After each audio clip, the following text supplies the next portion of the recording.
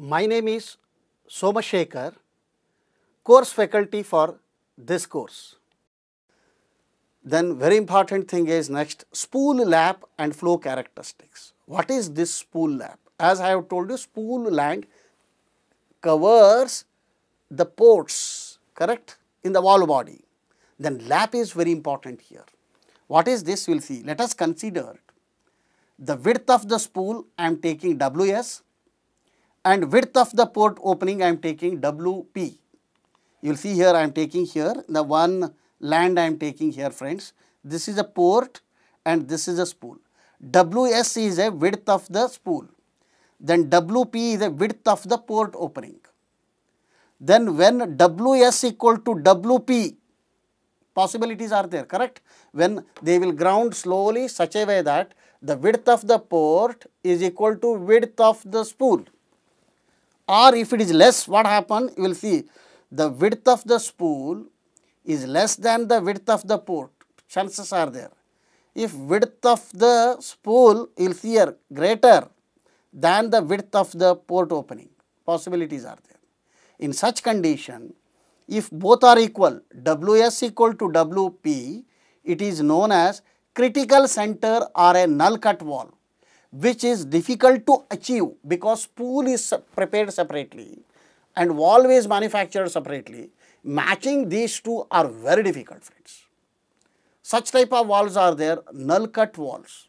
Response is very good, but generally the spool width is greater than the width of the port. That is what we will call overlap. Until you will pass this, no flow to the actuator. Port will not open, correct?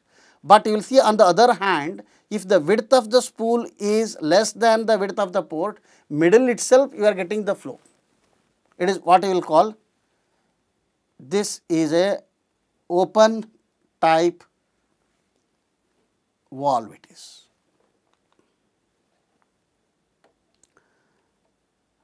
Now we will see, friends, WS equal to WP, critically center or a null cut. WS is greater than WP, overlapped valve. WS is less than WP, underlapped valve. The flow characteristics, as I have told you, it is a spool moment versus the flow rate. In null cut valve, WS equal to WP, as soon as spool starts moving, you will get the linear flow, you will see. But in the underlapped valve, always there is a flow is there, middle you will see flow. Then it will start moving as the spool moves. But these type of characteristics generally you will see in the servo valves, because here directly valve will get opened, but in overlap, until you will pass this region, spool moment will take place, no flow in case of overlap. This is called as a dead band. Now we will see the relationship between the overlap, clearance and a leakage. This clearance is the distance between the spool and the valve body, meaning diametrical clearance it is. You will see here, I have drawn the plot here, leakage versus the overlap. As overlap increases, the leakage flow decreases. You will see the clearance, the 5 micron clearance, this is the leakage, and 9 micrometer, this is my leakage, and 11 micrometer, this is my leakage. Meaning there is a close relationship between the clearance. As clearance, radial clearance increases, the null leakage will increases, correct? This is case in the spool valve.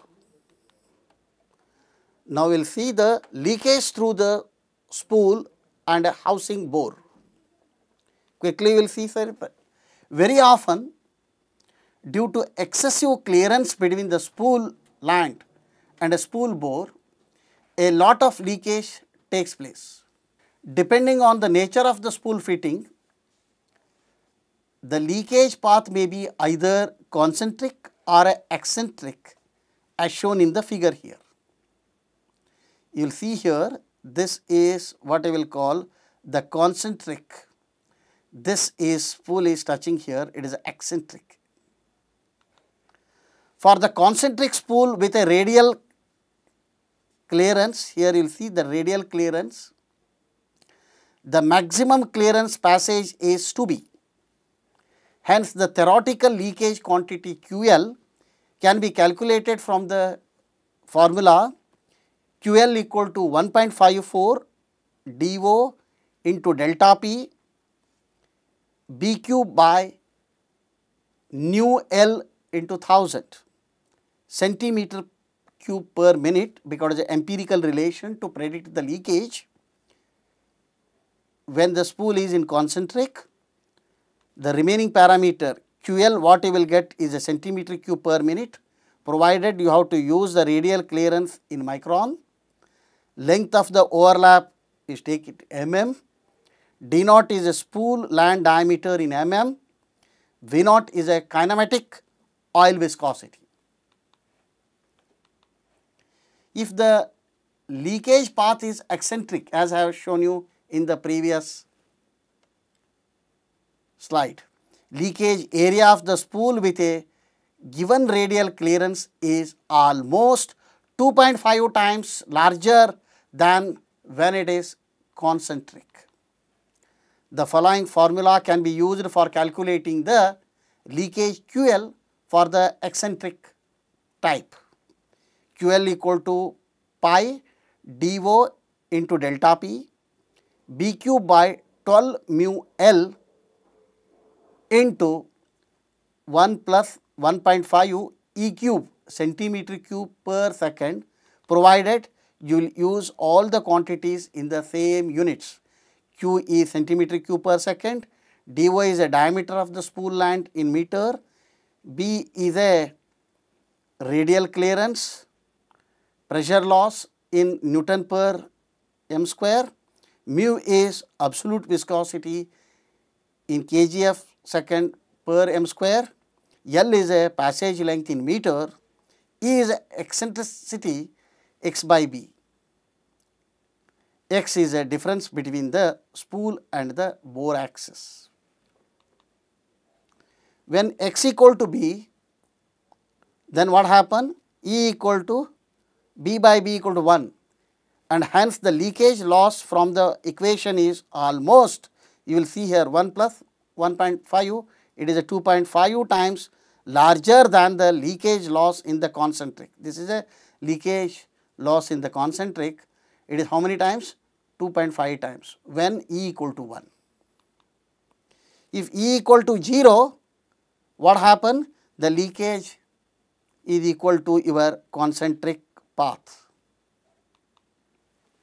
Quickly you will see the some of the forces on spool. Very often the following forces act on the spool, and hence accurate spool positioning can only be achieved by taking into account their spatial features and influence on the spool moment. First one, forces due to hydraulic imbalance at the end chambers caused due to back pressure. Flow forces, frictional forces. Let us will discuss these forces in detail. Back pressure. Owing to imbalances in the end chambers of the valve, a spool may experience certain forces due to back pressure even though they are connected to the tank. The back pressure in the tank connection cannot be prevented as the hydraulic lines are not large. Hence, a back pressure of 2 bar to 3 bar may often act on the end faces of the spool stem. In case of 15 mm diameter spool stem, which passes through the valve on one end with the other end blind, the force due to back pressure may be as high as 35 Newton to 50 Newton, which may cause imbalance on the spool movement. This can be avoided if the stem is made to pass through the wall on both sides. This will balance the forces due to back pressure, but the construction cost of the wall may go up. Back pressure may also damage the seals, causing the undesirable leakage. This, however, can be prevented by separating the tank connection from the end connection by means of two additional lands on the spool and providing the drain connection from the end chamber. With this arrangement, the seals may experience only the drain pressure, which will quite negligible. Now we will move on to the flow forces on the spool.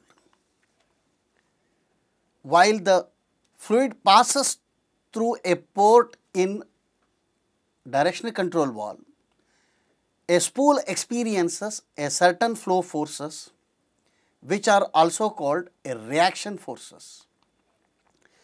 When the port B starts opening up to P during the spool movement, a metering restriction will be created before the port is fully opened.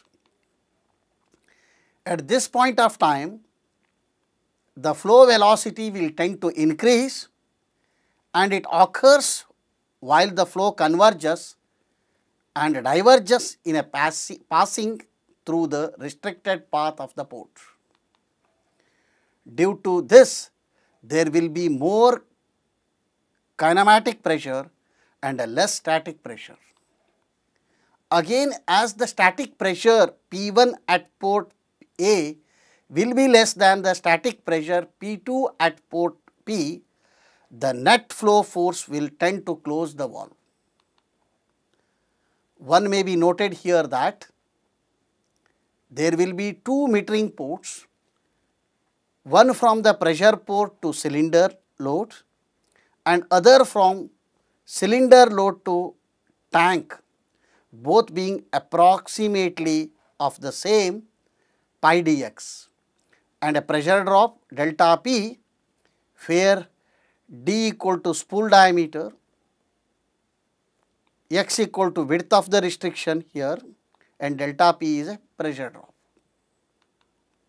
Therefore, the approximate magnitude of the combined axial forces can be assumed to be F of Ax equal to Q into square root of delta P by 2G,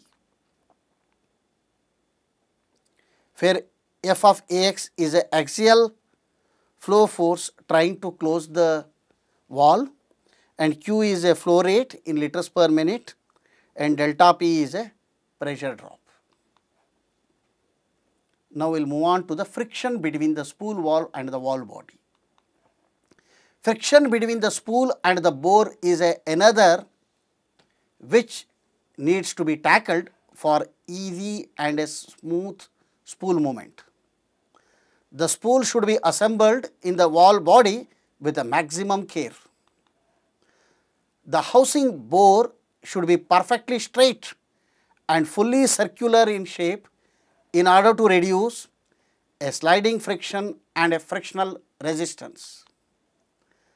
The play between the spool and bore is also equally important and should be around 5 micrometer. Both the spool and the bore should be fine finished, polished and chrome plated. The spool needs to be oiled before assembled so that the spool can reciprocate in the housing bore with a minimum actuating force. Next important parameter, one more you come across, is a hydraulic lock. What is this? What are the causes for it? A spool inserted in the valve body or inside the sleeve may show a tendency to generate a stick slip motion when actuated.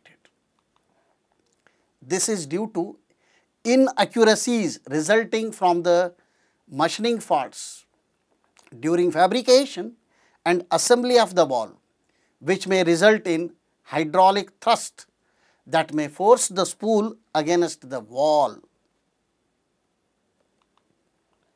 Due to inaccurate machining of a spool may get tapered as shown in the figure here, but you will remember friends, the figure shows however exaggerated here taperedness. The actual difference in the diameters at both ends may be only a few microns. You will see the clearance is here C, here clearance is the T, L is a length, P1, P2 are the pressures, D is the bore diameter. If the taper is diverging in the direction of decreasing pressure, that is, the small end of the taper is placed towards the higher pressure, then the spool is still self-centering. However, if the taper converges in the direction of decreasing pressure, it results in transverse force that may push the spool against the wall. This phenomenon is termed as hydraulic lock. Actually, it may not necessarily result in a lock, but certainly it produces an increased friction and noticeable particularly in case of servo valves. The transverse force is given by F equal to K into L into D into P1 minus P2, where K is a constant depend on T and C. T is the clearance here, you will see, and here it is a C. Graph shows the value of K against T by C. Here you will K value, how it is changing with respect to T by C, this T by C. The L is the length of the line and D is diameter of the line. Delta P is a pressure difference. For a force of imbalance of 50 Newton with a coefficient of friction between the spool and wall body made of steel immersed in oil as 0.2, the resulting frictional force will be 10 Newton. Even if machining is perfect, lands and bores are perfectly parallel, silting by minute contaminants on the spool surface may result in the same geometrical condition as a tapered spool, and this may result in sluggish movement of the spool, causing a problem to the system as explained above, meaning hydraulic lock. Quickly we will move on to the valve materials. Valve body generally carbon steel, ductile CI, aluminum, stainless steel, etc. are used. Aluminum alloys are light and can be used for low pressure applications in general. But in aviation system, high strength aluminum alloys are also used. Stainless steel is used in an anti-corrosive atmosphere. Plastic could be used, but they are in general temperature biased. For CI, anti-corrosive property is a poor. Spool mostly case hardened steel, ground and polished. Example, 15Ni2Cr1MO15 is a common material having hardness of 60 plus or minus 2 HRC, should be machined and polished up to 2 to 3 micron for the spool. This is a case hardened steel. The normal wall spool and a bore clearance is about 5 to 10 micrometer. Then quickly we will see the directional control valve specifications. The following parameters are considered while selecting the DCVs: rated flow, material, rated pressure, types of solenoid, internal pilot supply, spring centered or not, outlet and inlet port size, solenoid power, 12 volt DC or 24 volt DC or 120 volt AC you have to see. Open or closed center applications, 2-way, 3-way, 4-way or whatever it is. Style of mounting, subplate mounting and a modular construction and related details are also collected. The pressure differential across the port is also important factor. Generally, the pressure differential across the port should be within 2 bar to 2.5 bar for normal valves used for general purpose. These are the important specifications to be keep in mind while selecting the valves for the particular applications. Now, I will conclude today's lecture. Today we have discussed in detail the followings: directional control valves, basically check valve, shuttle valve, spool valves, fast response valve, time delay valve and pilot operated directional valves. Also we have seen the spool lap and flow characteristics, leakage and how to predict the leakage, and forces on the spool valve, valve material and valve specifications. Okay friends, we will stop now and see you all in the next class. Until then, bye bye. Thank you one and all for your kind attention.